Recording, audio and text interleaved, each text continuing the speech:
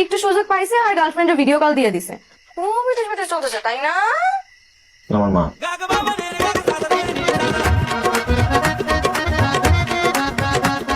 কিনছো?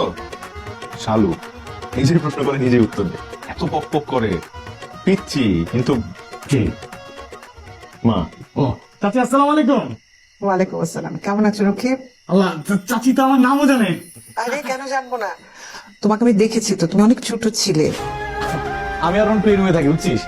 এখন থেকে তুইও থাকবি, আমরা তিনজন এক রুমে থাকবো। হ্যাঁ, তুই থাকবে না, আমি একটু বাইরে থাকতেছি।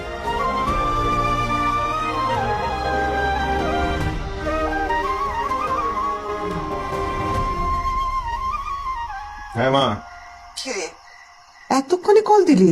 সুযোগ পাইছি নাকি? তো কেমন লাগছে ওখানে? আচ্ছা, আছে মানে কি, একটু ডিটেইলে বল।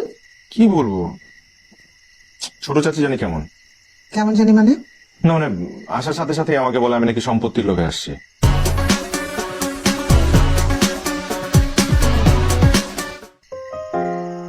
আর ছোট চাচা যখন জানতে পারছে আমি আসছি, সে একটা আসেও নাই দেখা করতে।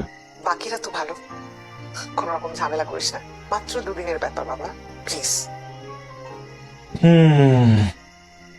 এখানে টিকবো কেমনে মা? কেন না টেকার কি আছে, আবার কি সমস্যা হলো তোর? অনেক সমস্যা। চাইলাম বাথরুম, বলে বাথরুম নাই, আছে ল্যাট্রিন। হাই কমোড নাই।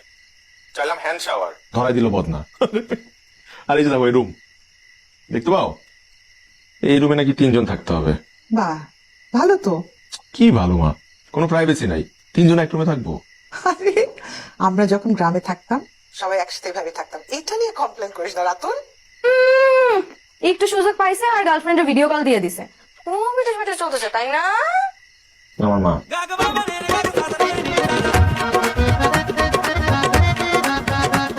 কিনছো?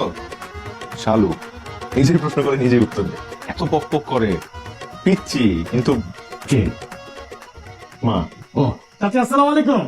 ওয়ালাইকুম আসসালাম। কেমন আছো রক্ষিত? আল্লাহ, চাচি তো আমার নামও জানে। আরে কেন জানবো না, তোমাকে আমি দেখেছি তো, তুমি অনেক ছোট ছিলে। রাতুলের বাবার যখন কবর দেওয়া হয়েছিল তখন তোমাকে দেখেছি আমি। ও, আচ্ছা আচ্ছা আচ্ছা, চাচি দোয়া রাখবেন। আসসালামু আলাইকুম। আচ্ছা, আমি একটু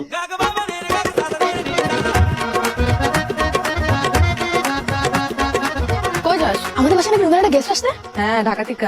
কই এখন? তোর রুমে? আমার রুমে কেন? তোর রুমে কেন সেটা আমি কেমন জানবো? তুই জিজ্ঞেস কর। এই তুমি গেস্ট? ওরে বাবা, আমি গেছি। তোমার নাম কি?